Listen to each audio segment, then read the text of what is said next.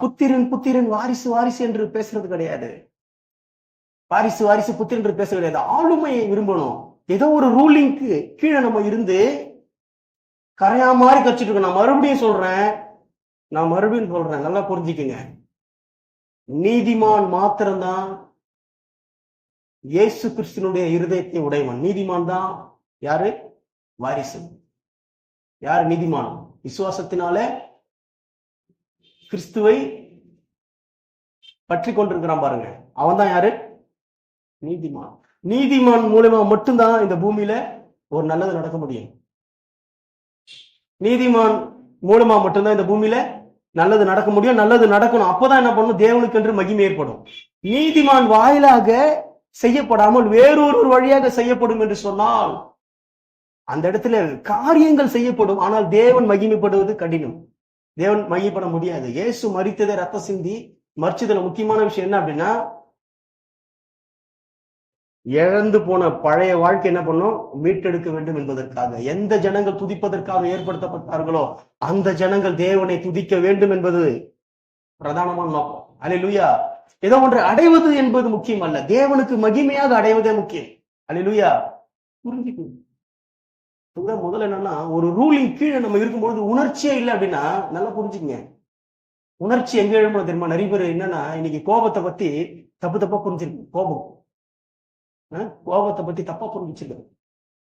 கோபத்தை குறித்து சரியான ஒரு ரெவலேஷன் மனுஷனுக்கு கிடையாது. ஒரு மனுஷனுக்கு எப்படி சிரிப்பு என்பது ஒரு உணர்ச்சியோ, அழுகை என்பது ஒரு உணர்ச்சியோ, ஆனந்தம் என்பது ஒரு உணர்ச்சியோ, கோபம் என்பது ஒரு உணர்ச்சி. நல்லா புரிஞ்சுக்குங்க. அந்த உணர்ச்சியை எங்க பயன்படுத்தணும் மனுஷனுக்கு தெரியல. கிறிஸ்தவ உலகத்துக்கு தெரியாதனால கோபத்தை பத்தி தப்பா பேசிட்டு இருக்கு. இயேசு கோபப்பட்டார், அது அபத்தம் என்று சொன்னால், இயேசு கோபப்பட்டது அந்த இடத்துல அநீதி என்று சொன்னா, சிறுவிலை மரித்தது அங்க செல்லுபடி ஆயிருக்கு, அது ஃபெயிலியர் ஆயிருக்கும். இயேசு கோபப்பட்டது பிதாவுக்கு முன்பாக நீதி. அல்லேலூயா. பிதாவுக்கு முன்பாக நீதி. இயேசு கோபப்பட்டது பிதாவுக்கு முன்னாடி நீதி. அப்போ இயேசு கோபப்பட்டாரு, அது நீதியா இருந்தது. அப்போ உனக்கு கோபப்பட தெரியணும். எந்த இடத்துல கோபப்படணும், எதற்கு விரோதமா கோபப்படணும். நிறைய பேர் பார்த்தீங்கன்னா ரொம்ப சொல்லுவாங்க, அப்பா அவர் கோபவே பட மாட்டாரா, ரொம்ப தாழ்மடா. கோபத்தை பத்தி அவருக்கு தெரியலன்னு அர்த்தம். கோபம் எந்த இடத்துல கோபப்படணும்? பிதாவின் வீட்டை என்ன பண்ணி வச்சிருந்தாங்க? மார்க்கெட் ஆக்கி வச்சிருந்தாங்க. ஆலயத்தை சண்டையா மாத்தி வச்சிருந்தாங்க பிதாவின் வீட்டை. அந்த இடத்துல என்ன பண்ணாரு? அவர் கோபம் வந்தது. அது எதை குறிக்குது? இந்த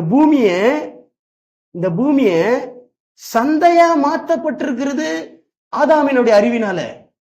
அப்ப என்ன பண்ணணும்? நமக்கு கோபம் வரணும், ரோஷம் வரணும். அது பேர் தானே அது வைராக்கியம். அல்லேலூயா. ஐயோ, அவர் கோபமே படக்கூடாது. கோபப்படாதீர்கள். எதுனா கோபப்படாத, யாருக்கிட்ட கோபப்படாத, ரொம்ப முக்கியம். அதை சொல்ல மாட்டீங்க. கோபப்படாதுன்னு சொல்ற சந்தோஷம், ஆனா எங்க கோபப்படுதுன்னு சொல்ல மாட்டீங்க.